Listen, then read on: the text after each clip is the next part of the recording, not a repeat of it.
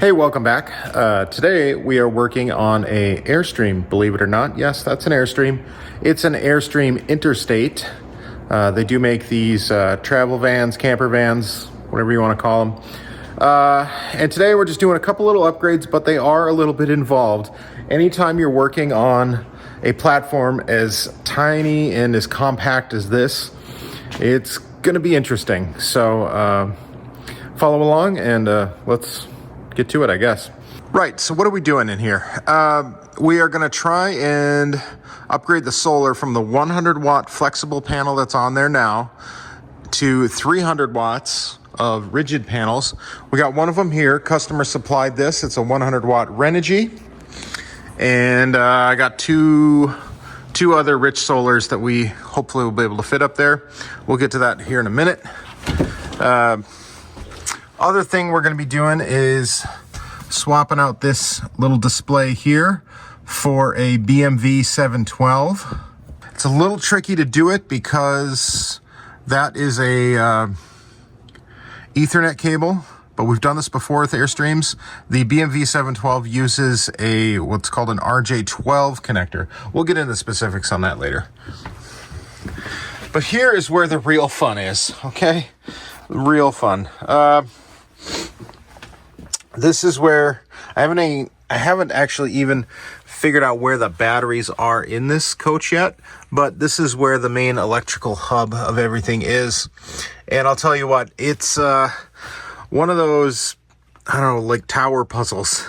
It's so hard to figure out what you got to remove first to get to what you need to get to. Getting at these screws here was a little tricky because they're in this area with these hinges on top.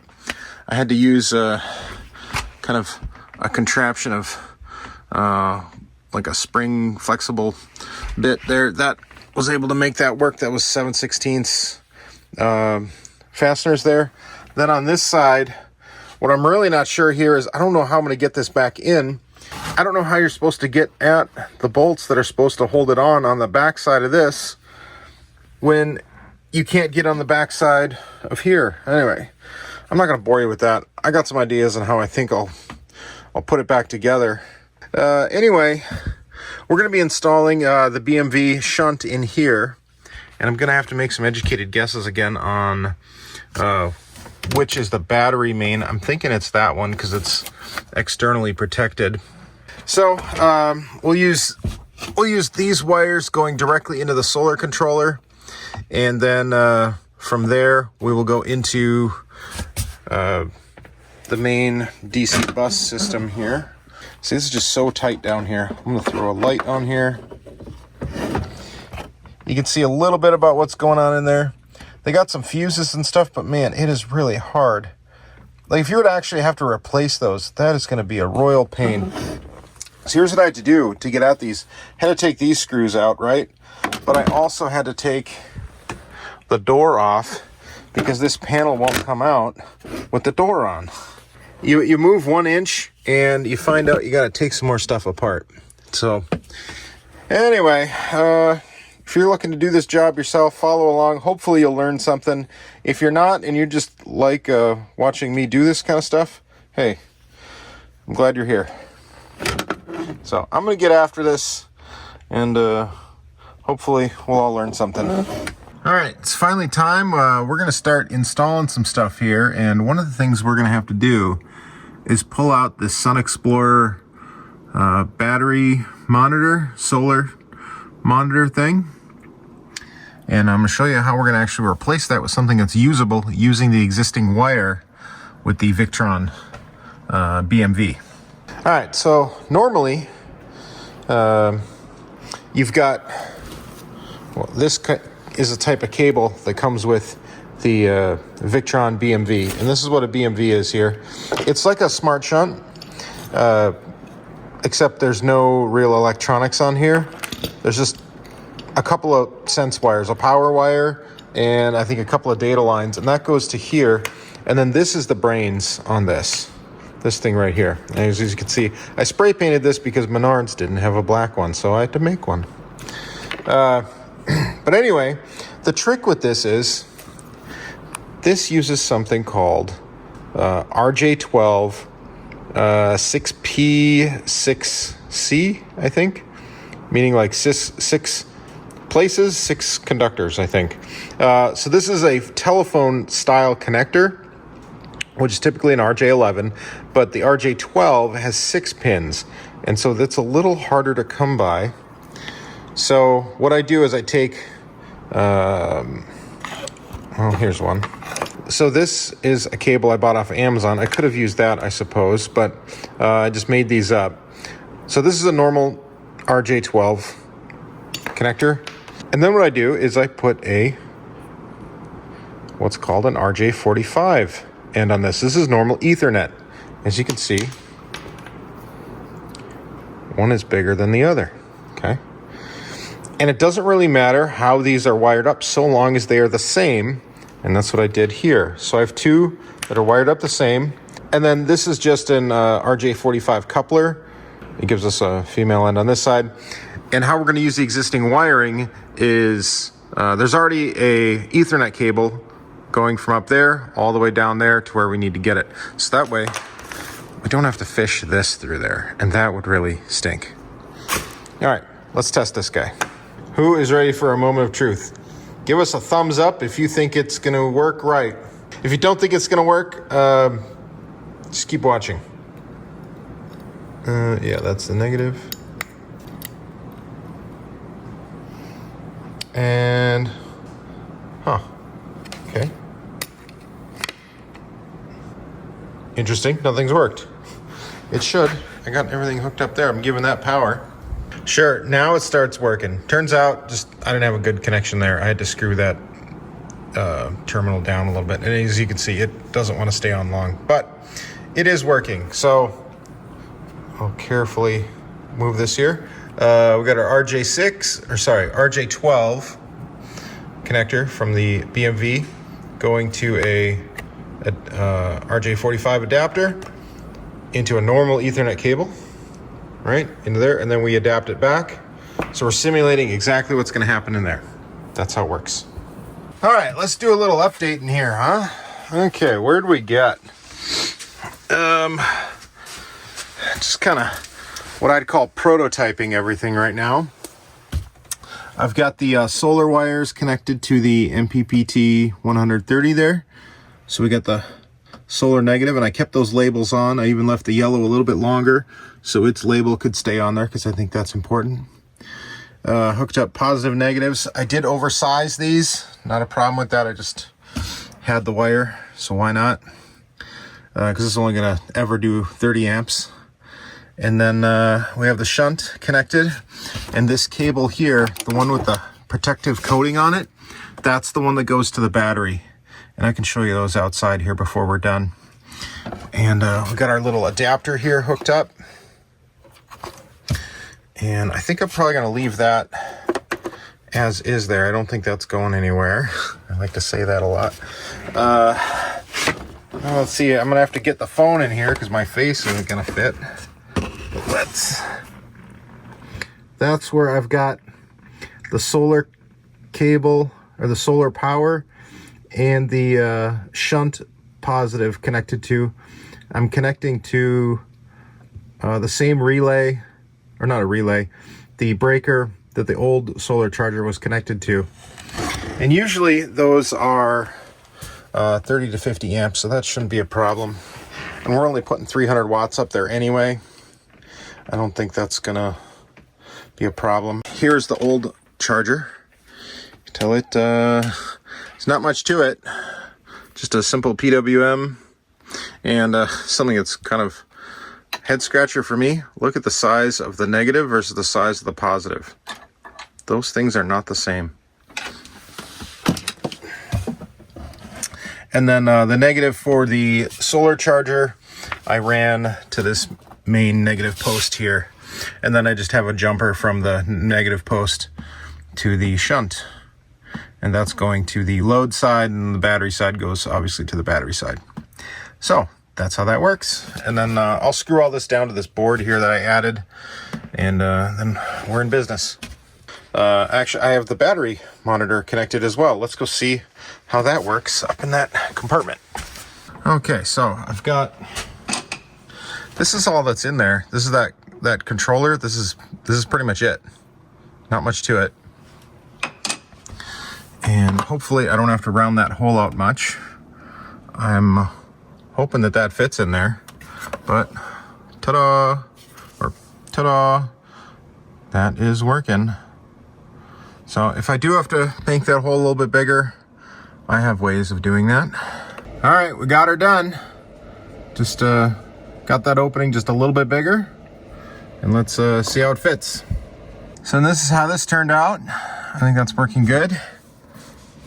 You can see, definitely need to put a charge on this battery, but there it is. All right, so we're wrapping things up here.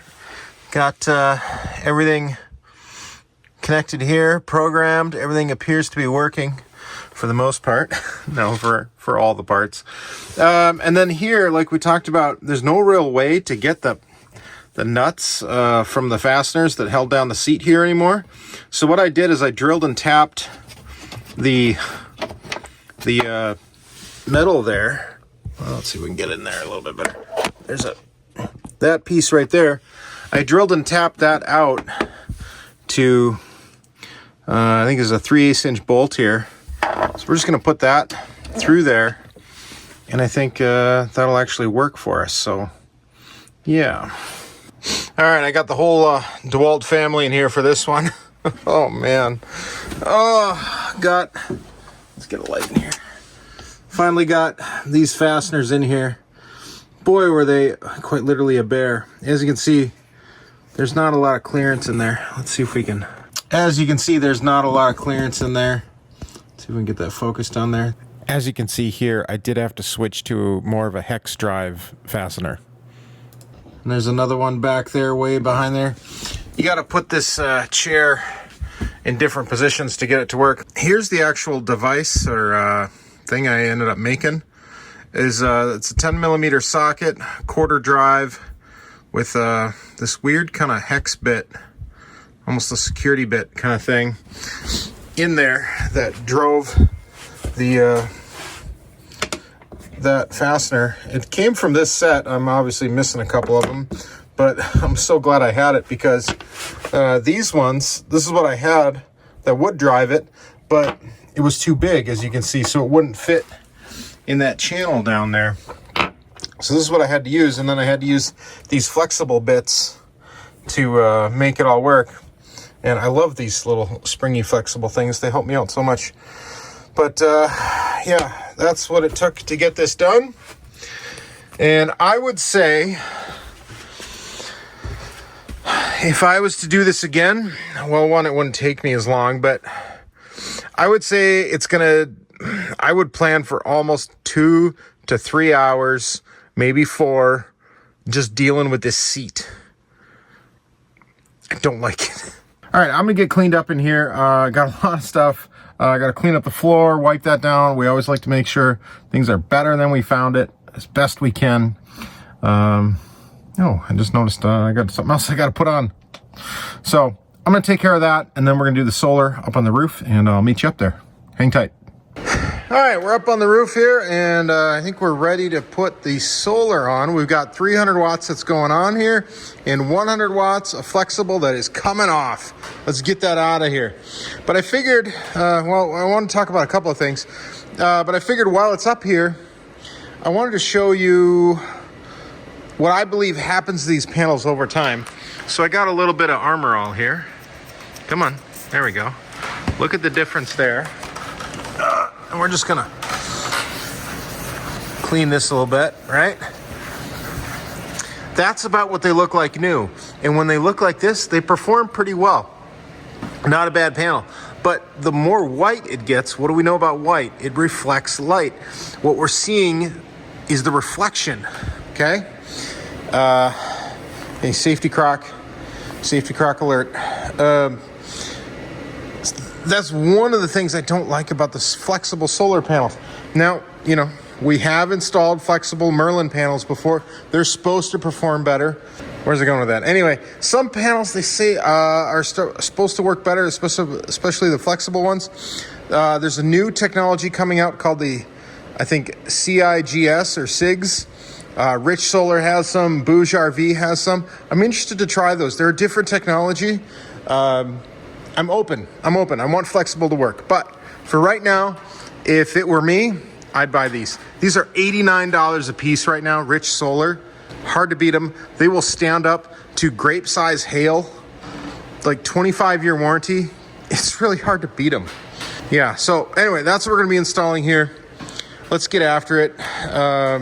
Oh, the other thing I wanted to mention was people will worry about, oh, we're putting holes in here. Well, here's what Airstream does, right?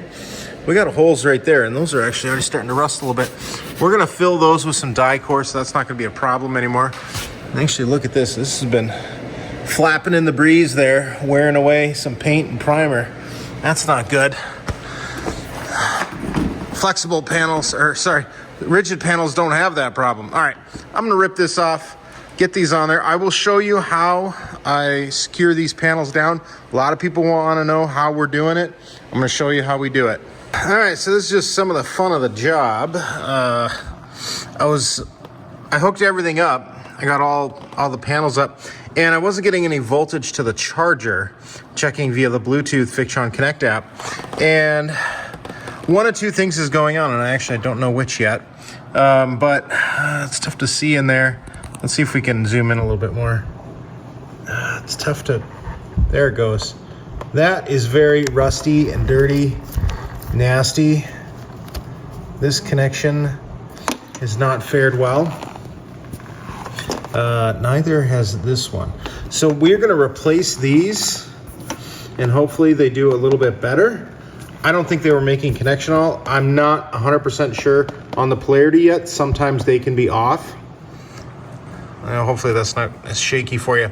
Anyway, you always want to verify this stuff. So I think what I may do is just cut and clip the wires and put them into these terminals directly, and then check on the app to see if the polarity is correct. If it is, then I'll put the proper ends on, and then we'll go from there. All right, we learned a couple of things here just now. One, look at these wires here. Look at these. They're just black. They're not even copper anymore. And this was the SAE connector that was there. Basically what I figured out is I don't think this panel was ever working for this customer because they were wired backwards. Because typically the SAE connector on these Airstreams is backwards. Now I have an extra connector here that I'm gonna make work, and those of you who are eagle-eyed here will notice that the red is going into the negative of the solar panel and the black's going into the positive. I'm gonna wire the MC4 connectors up to work that way, and that'll be fine. All right, because I don't have a tripod up here and I only got two hands, I'm not a mutant yet, so I'm gonna have to kind of explain what I'm doing, and then I'm gonna show you what it looks like when it's done. So on this metal roof RV, we do have some VHB style tape underneath here, just to act, or like a rubber layer to act as a some kind of cushion that can squish, kind of like a gasket, I guess. But I do put die-core underneath. I got to put a little bit more underneath there. The reason why there's some there right now is because that is actually where the old hole for the old roof rack that used to be on here. I've filled all that with die-core. So there's a little bit on this bracket here, but what we're gonna do is put some die-core underneath there. And then I put, this is the secret. I don't know that anybody else is doing this. We're putting these, here, come on, focus here. These 1-inch number 14 roofing screws. This is the way to go. Typical Z brackets come with really crappy screws that don't have hardly any tooth to them, and they're self-tapping. These are self-tapping too, but as you can see, they don't drill a hole. They just dig into the material. So it works great for any type of roof, including this. This will zip right through it. So this is what I use, and it has a rubber grommet on there. It's made for a metal roof. It's pretty much the same thing that's here in this metal building. Then when I'm done, put some die-core over top. Easy peasy. I do that for just kind of just double safety. Belt and suspenders, I think, is the engineering term. Now, if anybody's curious, I just got that taken care of. We'll take a look at that here in a minute. This is what was holding in everything else before, this little screw. This is a comparison here. Yeah, this is much better. So there we go. And what the other thing I don't do is I don't screw it all the way down. One, I don't want to strip it out, and two, I want to make sure there is a little bit of give to that gasket layer and the die core. I don't want to squeeze it all out. At least that's my thought, because that stuff stays liquidish forever. Here's the other pro tip. You do this long enough, you kind of get a built-in, the fasteners never come out of this socket here. Look at that. Yeah, I got some DeWalt tools, but the Ryobi gets the roof duty. And we'll just put a little bit more on top there, like so. And call it good, and then it'll level out. You can see how it levels out here.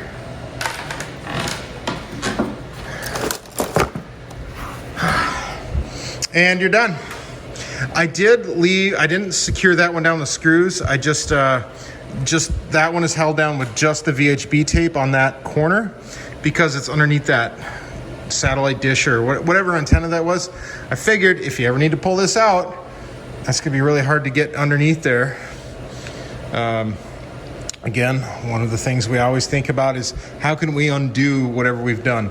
If we want to replace one of these panels, how can we do that? We're always thinking about that. If you're an RVer, you're always thinking about how do you back, you don't pull into a gas station without thinking about how you get out of it. Same thing here. We don't put a panel on unless we think about how can we take it off. We don't put a battery in unless we think about how can we take it out. And then the other thing I want to mention here is I just overlap these brackets here, and that way I only have a total of 12 holes where normally there would be 16. See, we try and be efficient when we can. Here's a little overview of what we're looking at here. We are about done here. I just got to clean up inside, pull this outside. It is pretty late. I'm burning some midnight oil. It is about midnight right now. We'll pull it outside and then we'll take a look at it in the morning, see what kind of solar we get. Hey, Mr. Bear. Good morning. Bear's chewing on something. I don't know what. There's his best friend, Zuki. It's a little after 9 o'clock here this morning, and batteries are full. Anyway, I'd consider this project done. From all of us here, Bear, Zook, myself, everybody else that works with us from time to time, JD down in Arizona, he's going to be back up here this spring, so be looking for that. But if you need help on anything like this, your RVs, Sprinter vans, food trucks, we're even helping somebody out with a remote radio repeater station way out in the middle of nowhere. All kinds of fun stuff you can power solar with. We love doing it. So if you like watching how we solve those problems, encourage you to subscribe, and we will see you next time. Thanks. Bye.